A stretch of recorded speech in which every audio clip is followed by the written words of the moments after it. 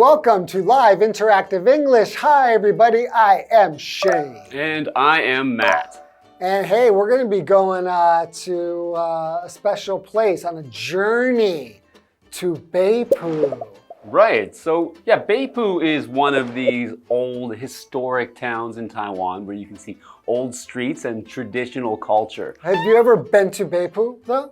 I have never been to Beipu, actually. It's one of the ones that I haven't checked off yet. Okay. So you are a person who does like to go and explore Taiwan, explore the old towns, go on the old streets. Yeah, I think the old streets and old towns are an interesting thing to visit when you're in an area and get a feel for the local culture and traditions. So one that I really liked is the old streets or old town area of Lugang in Changhua. Oh, okay. I've never been there. Can you tell me what makes it stand out? It's just all these very narrow alleys, and then they make like incense in that town, so it's a traditional place to make incense. That's right. I remember hearing about that. Yeah, but I still haven't visited it. I think I've done a little bit of research on it, but it's one of those places I still haven't been to.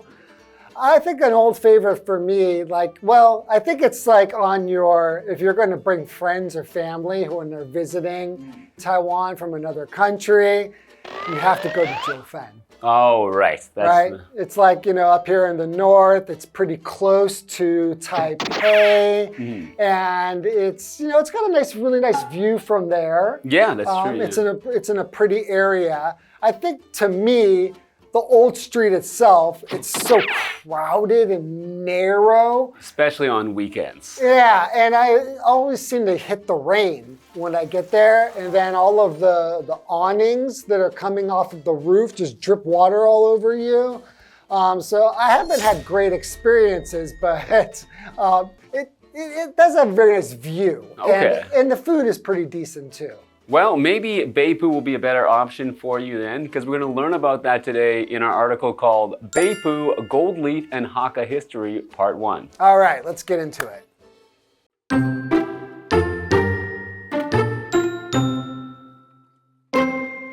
A couple of years ago, while looking for something to watch on Netflix, I came across the Taiwanese TV show Gold Leaf. Set in 1950s Beipu, the show follows young Chang Yixing's struggle to run her family's tea company. Historical dramas like this aren't usually my cup of tea, but Gold Leaf immediately had me hooked. I watched the whole series in a weekend, and by the time I finished, I had already decided I wanted to visit the Hakka town for myself.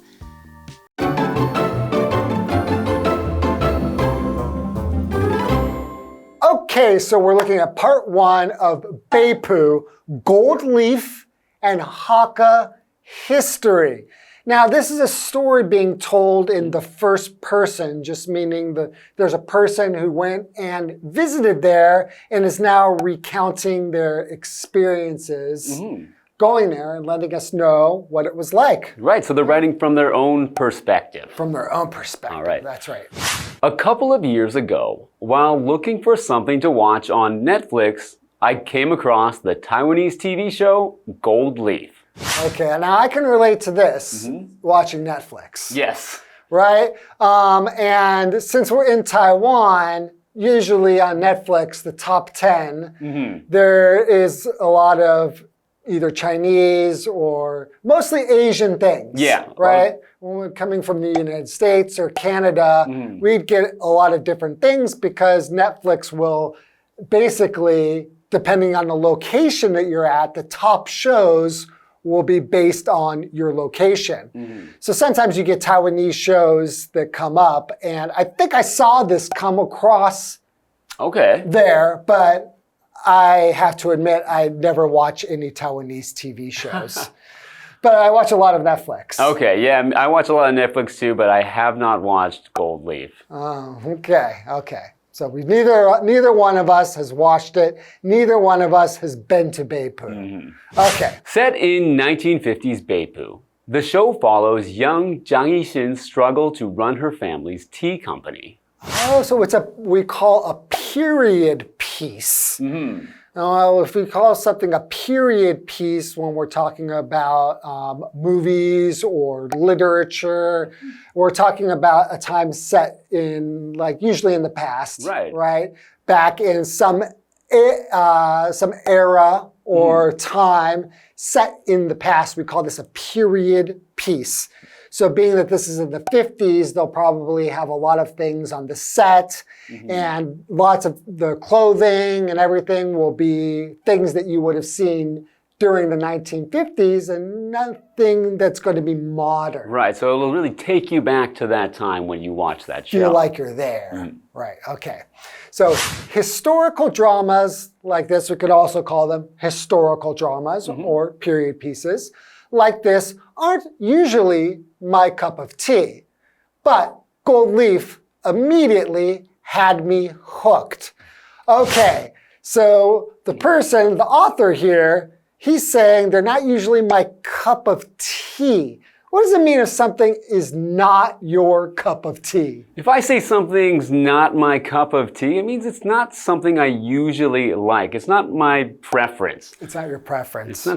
So this person doesn't usually like to watch these kinds of dramas, but in this case, they were hooked. So they didn't expect to like it because it's not their normal preference. So kind of like me, not my cup of tea. But when you get hooked to something, that means that it kind of like a hook, it kind of grabs you and pulls you in. Right, I would think of fishing. So when a fish gets hooked, it's on the line and it can't get away. It's going in further and further. So if you get hooked on something, that usually means that you get addicted to it and you can't stay away from it. You just want more and more. Okay, now when we're talking about a historical drama, historical just means connected with the past, sometime in history, right? So in this case, we're in the 1950s, right? That is the past. An example sentence could be, the historical novel tells the story of one of France's most famous kings. All right, continuing on.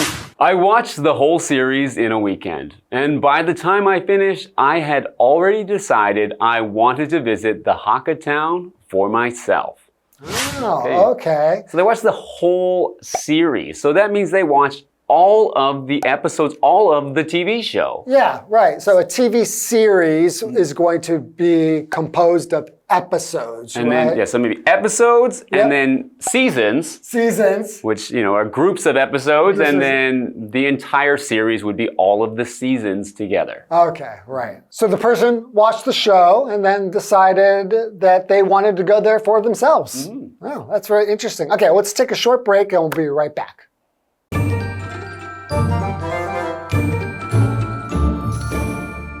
Hello， 大家好，我是 Hanny。我们这2天的课程要跟着作者来一趟北埔之旅，去探访茶经，还有客家历史。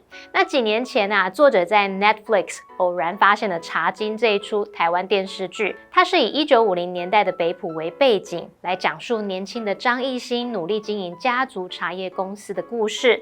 那作者说，他通常不喜欢这种历史剧，但是《茶经》立刻让他着迷，1个周末就把它追完了。那他也决定要亲自来造访这个客家小镇。好，单字 historical。它是形容词，形容根据历史的或是历史上的。那文中用到 not somebody's cup of tea， 字面意思是不是某人的茶，就像我们中文说的不是某人的菜。那它就是指说某人事物非某人所好，或是不合某人的意。那在这边呢，它就是跟这个主题 tea company 双关。再看到 hooked 这个形容词，它是形容入迷的、上瘾的。Have somebody hooked 表示让某人着迷。那这边有2个重点，我们进入文法时间。好，我们来学习第一个重点是 come across 的不同意思与用法。首先，第一种可以表达偶然发现、碰见或是无意中发现，是当及物用，后面可以接人或事物。例如 He came across an old friend at the party. 他在派对上遇到一位老朋友。那第二个意思可以表达表现出什么什么的样子，给人什么什么的印象，是当不及物用。那么 come across 后面可以接 as， 再接名词或形容词。例如 She came across as a very intelligent person. 她给人的印象是个非常聪明的人。第二个重点是 by the time， 表示到点点点的时候，到什么什么时间之前，是用来引导时间的副词子句。那指未来时间时，副词子句记得要用现在式代替未来式哦。我们看两个例句。By the time he started doing his homework, it was already after midnight. 他开始写功课时，已经过了半夜12点了。By the time you get here, they will have left. 等你到这里时，他们已经离开了。好，接回课文中。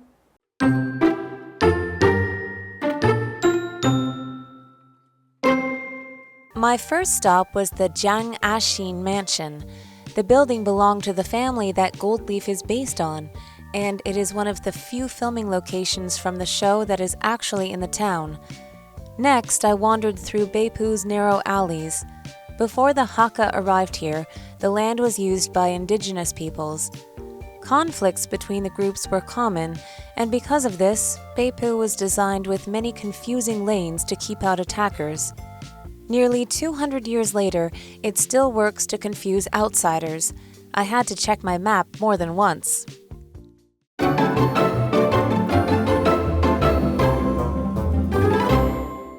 Welcome back, everybody. So before the break, we are looking at a TV show, actually, called Gold Leaf, right? And it's following Jiang Yixing's struggle to help run her family's tea shop.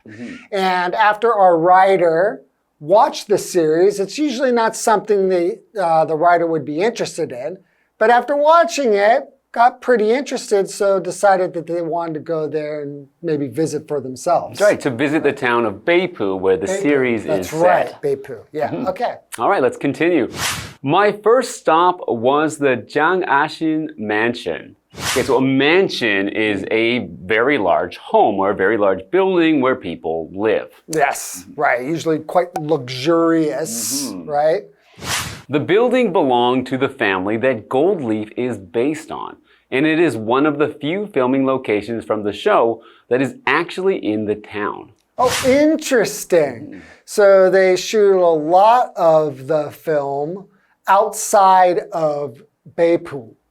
Right, I would guess that if they are in a studio or something filming like that. inside someone's home, they don't actually need to be in Beipu because you just need a film set that looks like a home. Ah, interesting. Okay, so a location is just a place where something happens or exists. A location could also be the position of something. An example sentence would be the latest James Bond film takes place in locations all around the world. James Bond.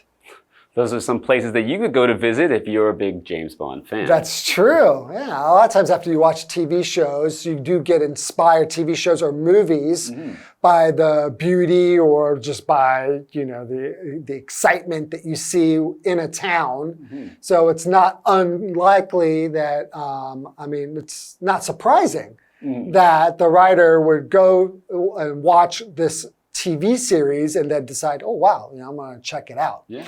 All right, so continuing through Beipu. Next, I wandered through Beipu's narrow alleys. Before the Hakka arrived here, the land was used by indigenous peoples. Now, when we say the indigenous peoples, those are the people who lived on the land originally. That's right, yeah. They didn't immigrate from another land, but they actually lived there, right?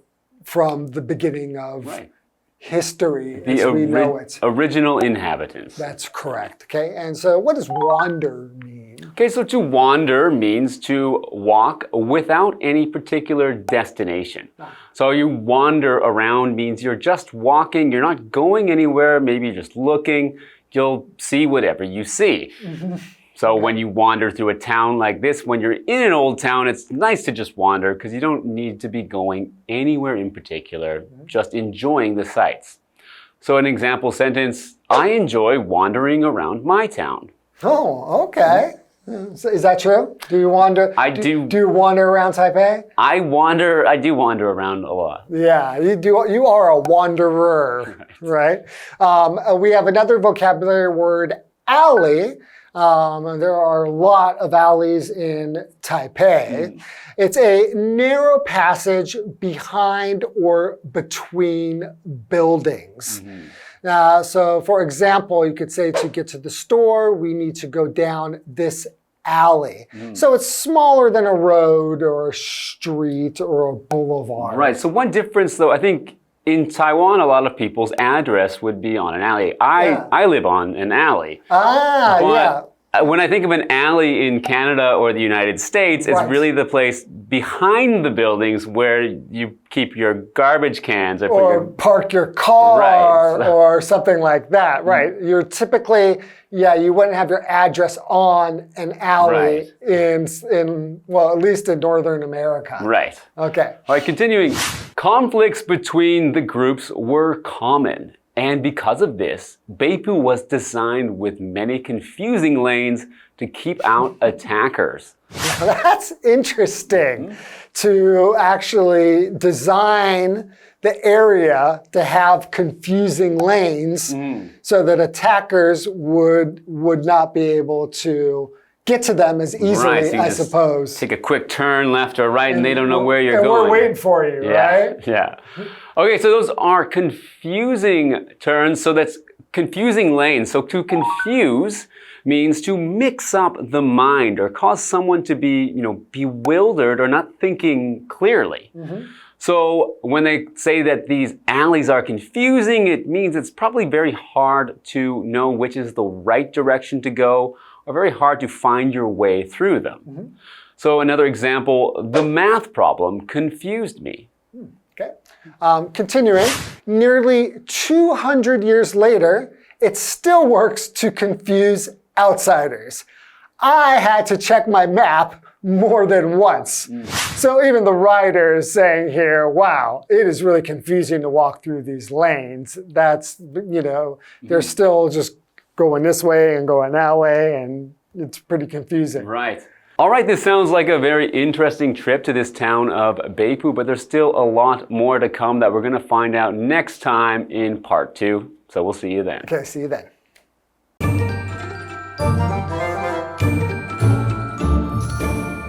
好，那作者的第一站是江阿新洋楼，这栋建筑曾经属于茶经故事背景里的家族，那也是剧中少数真的是位于镇上拍摄的地点之一。那接着作者就漫步在北埔的窄巷当中，他提到说，在客家人抵达这里之前，这片土地原本是原住民在使用的。那由于族群之间的冲突很常见，北埔就设计了很多错综复杂的巷道来防御袭击者进入。那文中用 keep out attackers 来表达防御袭击者进入，那 keep out 它就可以表达阻止或避免什么进入，或者是将什么挡在外头。再来看单字 location 在这边它是指电影、电视等等它的外景拍摄地。这个字也可以指地点位置。那么 wander 这个动词它表示漫步闲逛， alley 是小巷。那么 confuse 当动词它是指使困惑、混淆。它的现在分词 confusing 是形容令人困惑的。好，那么以上这些讲解，同学别走开，马上回来哦。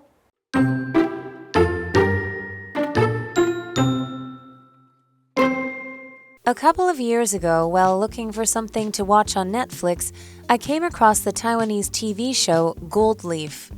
Set in 1950s Beipu, the show follows young Chang Yixing's struggle to run her family's tea company. Historical dramas like this aren't usually my cup of tea, but Gold Leaf immediately had me hooked. I watched the whole series in a weekend, and by the time I finished, I had already decided I wanted to visit the Hakka town for myself. My first stop was the Jiang Ashin mansion. The building belonged to the family that Gold Leaf is based on, and it is one of the few filming locations from the show that is actually in the town. Next, I wandered through Beipu's narrow alleys. Before the Hakka arrived here, the land was used by indigenous peoples. Conflicts between the groups were common, and because of this, Beipu was designed with many confusing lanes to keep out attackers. Nearly 200 years later, it still works to confuse outsiders. I had to check my map more than once.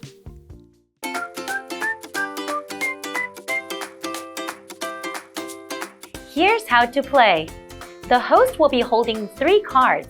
Each card will have 2 sentences containing a secret vocabulary word or phrase that has been replaced by the word bear. The host will read the sentences out loud for the contestants to guess. Whoever guesses first gets a point. The person with the most points wins. And you can play along too. Hey everyone, I'm Carolyn. I'm Josh. And I'm Matt. You both ready to play? Oh, yeah. Very ready. All right, let's get started. Okay, the first one is one word and it's a noun. The bear covers the entire mountain with tall, dark trees. You must be able to see the bear for the trees. Forest. Yes, forest. Yeah. Okay, I'll read the sentences. The forest covers the entire mountain with tall, dark trees. You must be able to see the forest for the trees. That's right. Okay. Next one word and it's a noun again. Another noun. There are 5 bears that the story follows. Who is your favorite comic book bear? Character. Yes. Okay, I'll read the sentences. Character. There are 5 characters that the story follows. Who is your favorite comic book character? Okay, 1 and 1. We have a tiebreaker. Okay, the last one is 2 words. It's a phrase. We went to the harbor and bared bare the sea. Visitors can bare different historical sites in this ancient city. Look at. Enjoy the oceanfront property. Can you say I'll read them again. Read them one more time. We went to the harbor and bared bare the sea. Visitors can bare different historical sites in this ancient city. Relive the. Take in? No. Yes. Oh, okay. You got it. Take in, yeah. Okay, I'll read the sentences. We went to the harbor and took in the sea. Visitors can take in different historical sites in this ancient city. Okay. Okay. Wow, that last one was hard. Yeah, Congratulations. that shows, right? Matt. I know, yeah.